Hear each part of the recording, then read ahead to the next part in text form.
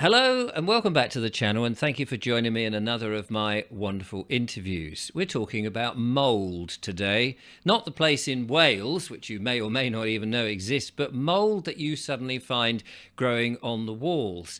It's a very pernicious substance and it's quite poisonous and deadly. I attended recently an event with Barbara O'Neill. You may know who I'm talking about. And one of the things that she said, which is terrible for people, is mould, and you do need to get shot of it. Well, I was slightly dismayed then when I got an email from one of my viewers saying that he and his friend were in a terrible predicament because there seemed to be a lot of mould in a housing association property, and they just were not getting rid of it, and the housing association seemed to be putting their hands up, not really attending to this. So I thought, let's get him on the show and find out what's going on. His name is Paul, and he joins me now. Hello, Paul.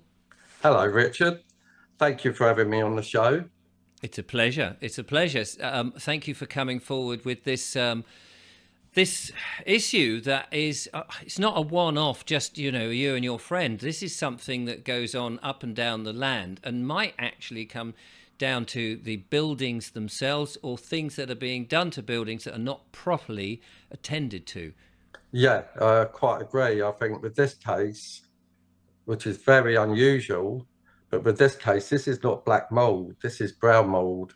And when I researched it online, a British expert, mold expert, said that he calls it the silent killer, the brown mold, because you can't always Right. see it.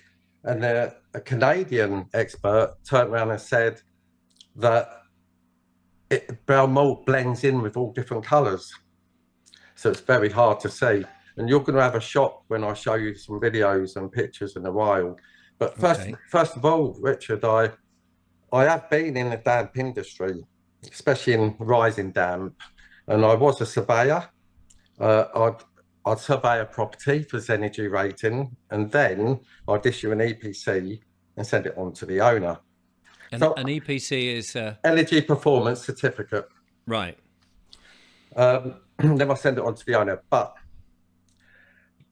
my son's 29, is buying a house, and he didn't even know what a brick veneer is. And there are three types of property construction. Residential construction is solid brick without a cavity. There's a cavity wall that has two walls with a cavity in the middle. It stops the moisture from going through to the next layer of brick. Now you've got a veneer, brick veneer, and the brick veneer is the outer wall is brick, and the inner wall is either a steel frame or wooden frame. And the wooden frame concerns me because of, we'll come back to that in a little while, because Right. when we see all the pictures.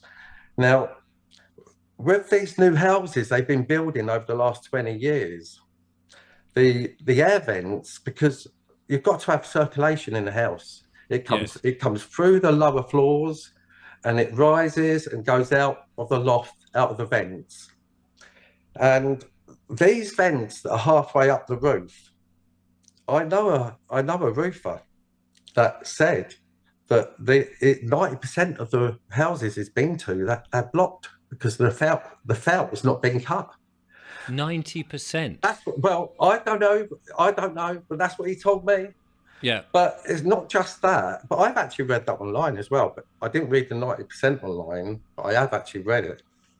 So, but we can take it that I mean, a roofer is, you know, he's there doing the job, and he's repairing roofs or putting things in, and he's seeing that the felt that's supposed to be there is cut in a way so that the air and the moisture can escape, Yes. rather than remain in the Yes. property. And Yes. that's not happening in the majority of these new builds. Don't know.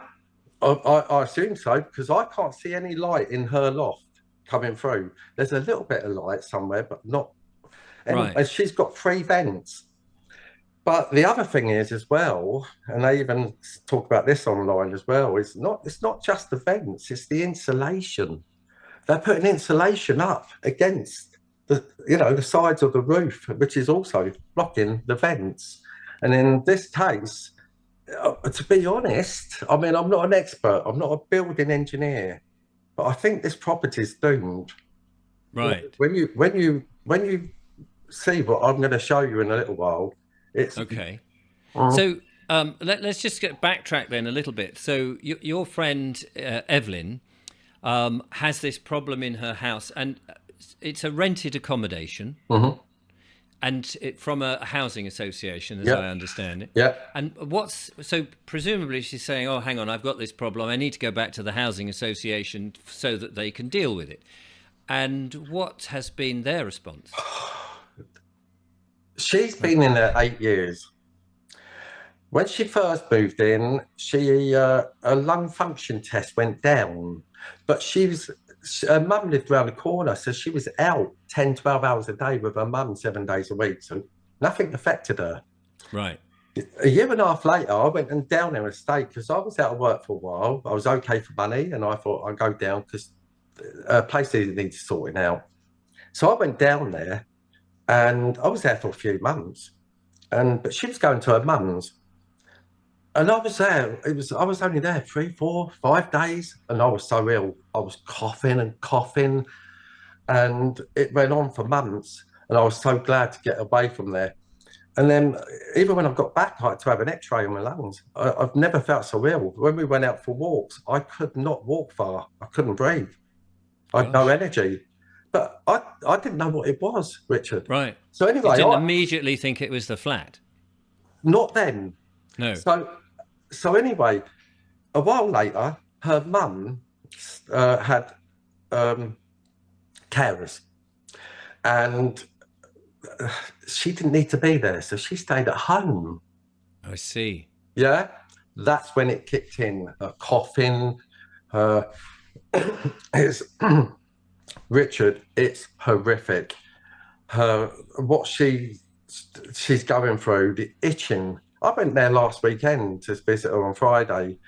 Within an hour, I'm sitting there and I'm going itching all over. And then about 2 hours, You've got me itching now. and then about Just the two thought. hours, I'm sneezing.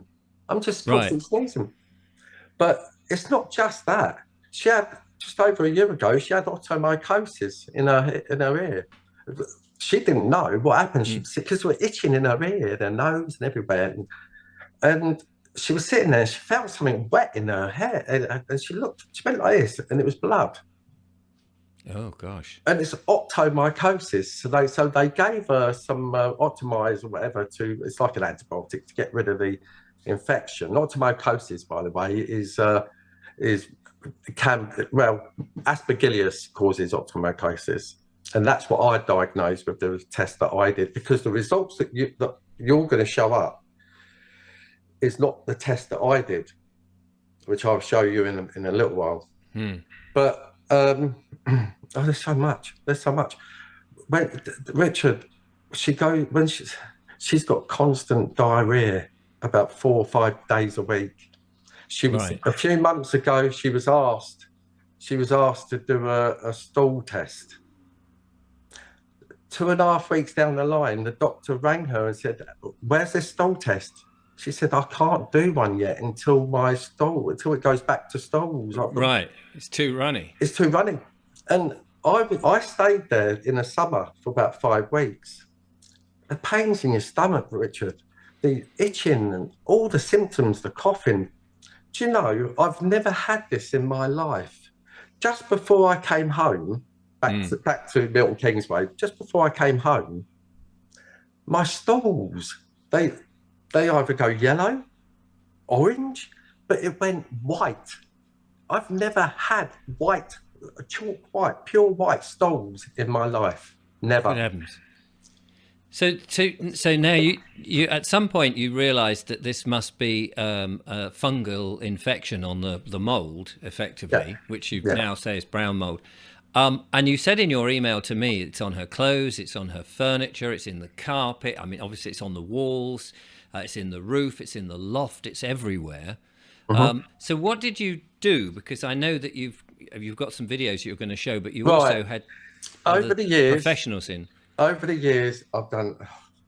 tested for formaldehyde.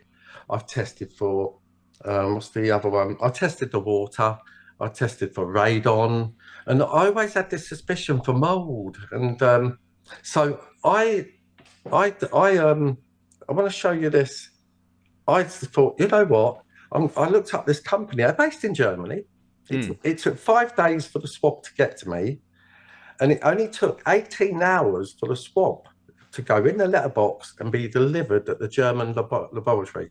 Okay, this is the first, because I didn't want her to spend 700 to £1,000 on a mold expert without checking it myself first. Right. So this is the first test I did. Share content, photos. I've got to look for the where is it? I've got to give you it. Sorry about this. That's all right. Don't worry. That one and that one. Let's add these.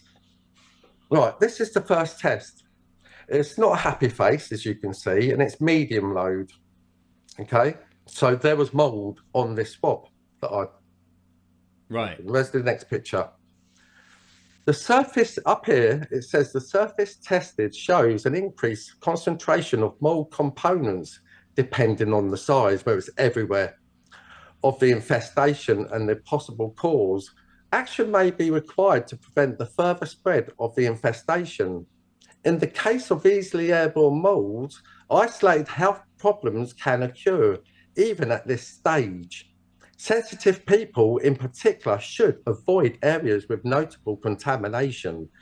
And there was aspergillus, penicillin, and chatonium. Okay, now let's get rid of that.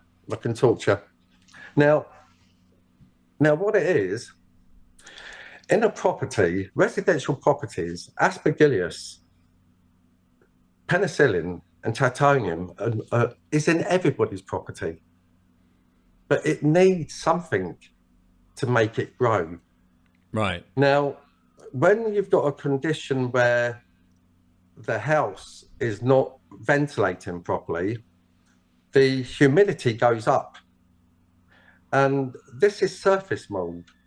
And surface mold mainly grows on humidity.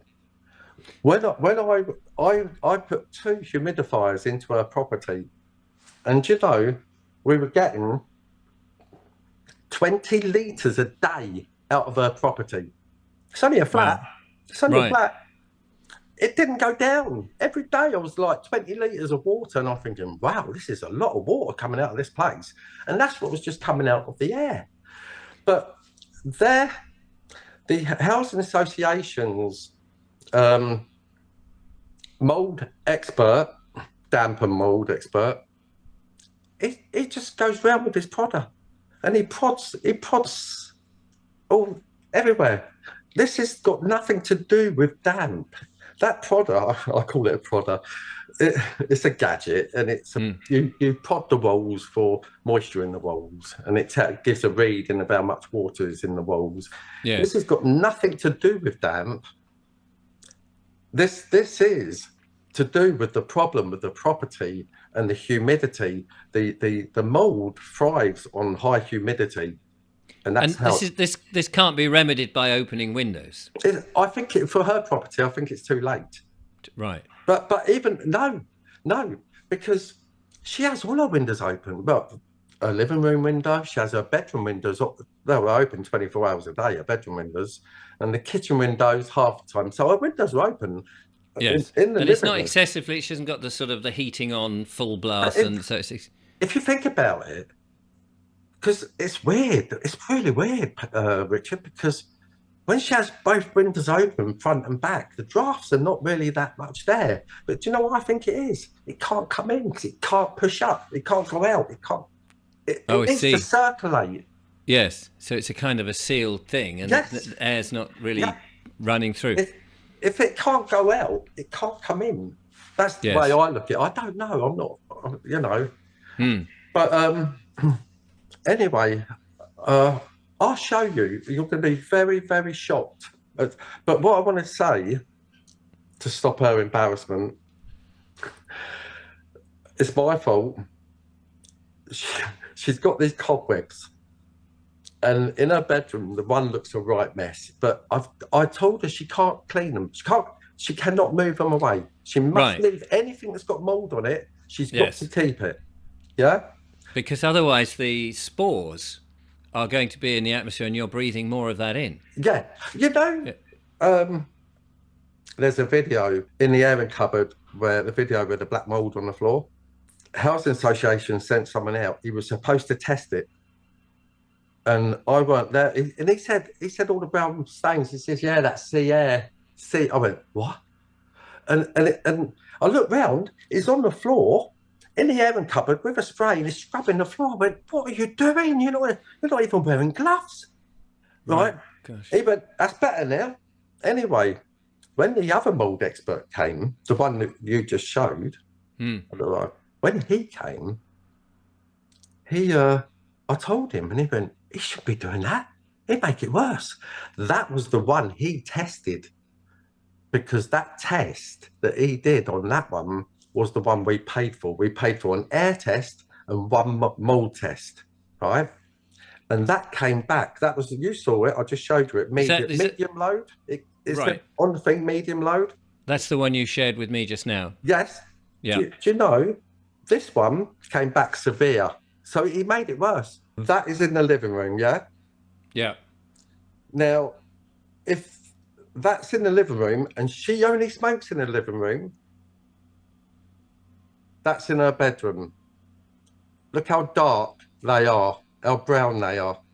So, I mean, a skeptic might say, well, that's just dust, isn't it? But It's brown, brown. let's have a look at when you got the report in from, I think it's Ice Cleaning. This is the people that you had to come in to do a survey, the UK's cleaning experts, it says. And we'll just go down, and there's some pictures in here, which we can't see terribly well because they're on the report, which shows various mold, visual mold in the cupboard, it says, in the kitchen, on furniture as well.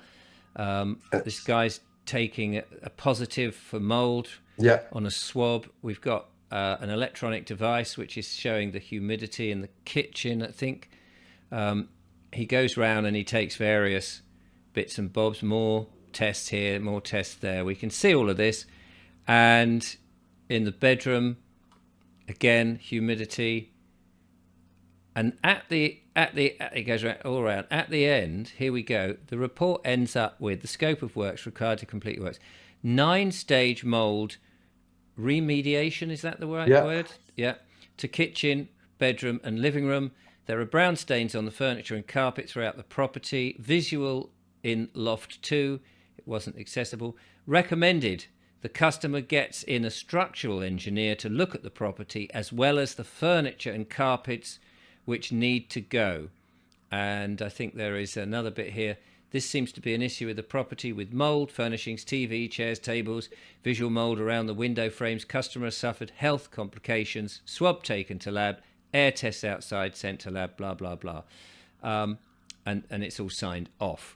So you've got a professional outfit in. They've had a look. They've made their recommendations, which does seem to be, without question, a health issue. Mold is everywhere. What did the housing people say? Smoking stains. They said what? Environmental even said the same when I sent it to them. Smoking stains. Smoking stains. Yeah.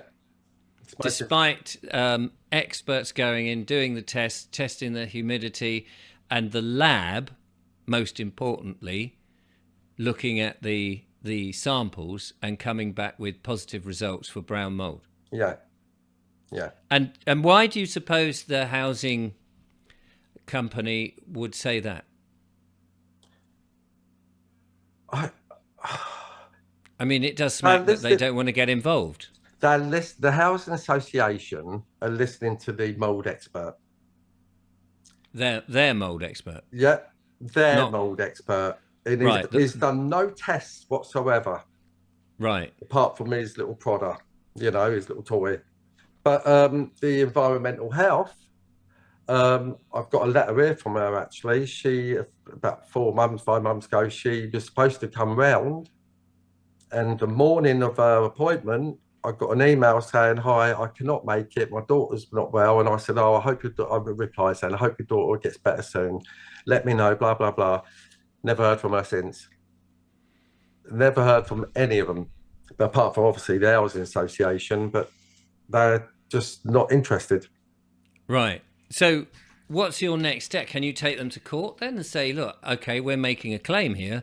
We're living in a house that's unfit for purpose, and we've got this test, which is our evidence. They may have their test. Richard, the solicitors do take a long time. Now, Evelyn's hemoglobin levels are really high. Right. She's already had a brain hemorrhage, and high hemoglobin levels can give you another brain hemorrhage. It thickens the blood. Mold exposure can impact you to overall health, including your hemoglobin levels. When you inhale mold spores or come into contact with mold, it can cause inflammatory response to your body. This inflammation can impact your hemoglobin levels and can contribute to high hemoglobin. She's been diagnosed with inflammation and high hemoglobin levels. And there's another one. I've got another one here where they've done a survey or they've done a study or whatever. That what they did is they got people that have been exposed to mold and people that wasn't exposed to mold. And the ones that was exposed to mold had very high hemoglobin levels, and the other one didn't have normal globin. Right. So they proved that mold causes high hemoglobin levels, and a doctor refuses whatever evidence I give her doctor. She refuses to put it down. She just keeps saying no smoking. No, I don't know. Whatever, she refuses to write it down, or maybe she's afraid. I don't know. Have you thought about changing the GP so you get a second opinion? Well, down there, the next GP is probably another 20 miles. Right, but that might be worth taking a trip to get her. Because you need the expert opinion from a doctor, don't you, to move this on? Yeah. When you wipe the window, it's all brown on the cloth. Right. No matter how no matter how many times you clean the window, it'll come back. Eventually comes back. It doesn't come back straight away. It eventually comes back. And that's where he tested the mold expert, the window frames. And how much does she smoke a day, just to discount that? It varies between 9 and 20. She could have 18. She could have 9. Yeah. So she's not smoking like 60 a day that would clouds and clouds of all of that. So I mean, it's a ridiculous. Richard, I've cleaned her property out. Sure. Her no, I'm not doubting you, and I'm sure that other people who smoke will know exactly that if you're smoking 20 a day, you're not getting brown mold on the windows. You might have things like cobwebs that bit more shown up a bit because there'd be particles. But the point is, you've had the test, it's come back positive, the housing estate are doing nothing about it, the GP doesn't seem to want to deal with it, which would, in my mind, mean you need to go and change it. But this is a problem. I mean, we're talking about your friend here who needs to get out, and that needs to be resolved. But there are presumably thousands of other people in similar situations who do not realise that the hazard of brown mould in particular, but black mould as well, is having to their health in these modern properties. And they may also be having the same issues where the housing associations do not want to get involved because it would be very expensive. Yeah. Well, there you go. That's kind of what we're highlighting. The other interesting thing that you mentioned at the beginning there was that the insulation. Now, we're all being told by the government that we need to insulate our houses to stop the heat from, because of global warming and all that nonsense. And of course, if people do this and it's not done properly, or it's bodged, or it seems to be the standard practice not to cut the felt in new builds, then more people are going to get this brown mold, and it's going to cause a number of different health conditions. Yeah. So this is a stark warning. Yeah. Can I share some more photos with you? You sure? This was only 1 year and 1 month old. It was in a sofa. I took it apart, and you see the top of it where it's white? Yeah. Even inside a sofa, it was going brown. Inside a sofa. Inside. The mold has attached itself to the fabric. Inside. Yes, Inside, yes. inside. Now I've got a few. I really want you to see these pictures. So And whilst you're finding that, I take it then the housing people won't move her, and no, there's no way that you can no, move her somewhere else yourself. There's another picture. You can see that it is a moisture damaged looking thing, but it's the yeah, mold that's growing on the moisture, presumably. yeah, yeah. Now this is upstairs. When you walk into her flat, Mm, yeah, I decorated this out around just over 2 years ago. right. And everything's changing. I've never seen anything change so quick in my life. And this was expensive paint, but you watch this. Downstairs, they were bought the same time. Right. Yeah, Yeah. two And they haven't lampshades, changed. and the walls, everything is so much whiter downstairs. Yes. But I've got, And that's because she's nearer to the roof where a lot of the mold is sort of starting from, is it? yeah, yeah. Um, Okay. this is what am I doing?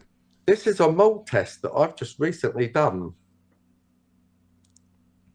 Now, I can see 1, 2, 3, 4, 5, 6, 7, 8, the minimum 8 mold spores inside there. There's probably more, but I can see 8. Not mold spores, mold colonies. Yes. Here it said between 7 and 8. It should be investigated further. Yes. Clearly it's unhealthy for Yeah. her to live in. I'm not surprised, unfortunately. In this world, we have these organisations that want to wash their hands of these problems, but it is their responsibility. Yeah. Is there nowhere for Evelyn to go? Meanwhile, while you sort of even Nowhere. threat nowhere. Nowhere. I wish. This is only one picture of her floor in the kitchen. Right. And there's a few of them. Now, this and this, the banister, that's upstairs. It changes. Everywhere changes as you go up the stairs. It seems very remiss of the housing association. I mean, it's absolutely terrible practice. Mm. We haven't as yet named them, so I'm going to not name them in this show No. because we don't want to cause any more Mhm. hassle. However, if something isn't done, that is, of course, an option to embarrass them with all the evidence. But the last thing they need is a death on their hands or severe disability as a result of somebody in their Yeah. property that they're not looking after. Yeah. So listen, I don't know what else we can add to that, but if anybody is watching who's got any experience or knows somebody and can give you some solid advice or help, and Evelyn in particular, do contact the show, and we will pass it on. Thank you Okie so dokie. much. Well, no, it's a pleasure. Well, ladies and gentlemen, there we are. Something that perhaps was very worrying and concerning. And if you can help, do get in touch. In the meantime, I will be back with more monologues and more wonderful guests, of course. But from Paul and I on this very serious issue, thank you so much for watching. Until next time, goodbye. Thank you.